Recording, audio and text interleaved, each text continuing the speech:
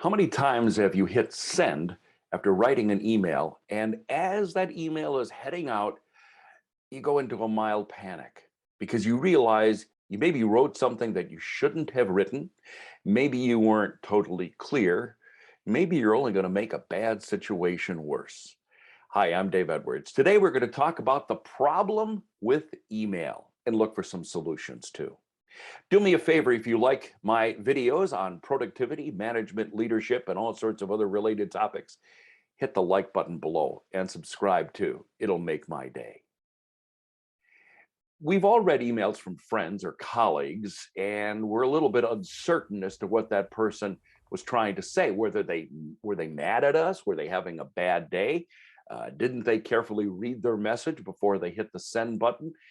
We've not only received these emails, but we've probably sent them too. Now that so many people are working remotely, there's even a greater reliance on email. So the likelihood is even more confusion. Gone seems to be the day where we could just walk over to somebody else's office and talk to them. Now we're sending them emails.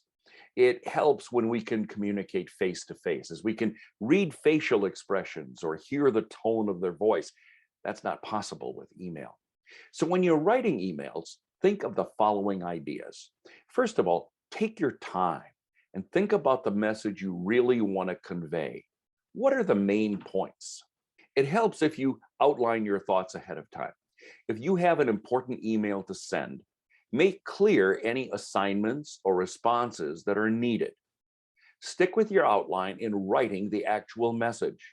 That'll help you avoid stream of consciousness writing and rambling. Use language that the reader will understand.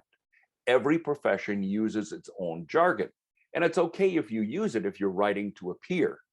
But if you're a doctor and tell a patient that you need to treat their cirrhosis, they might actually consider preparing a will rather than get something over the counter for their dry skin.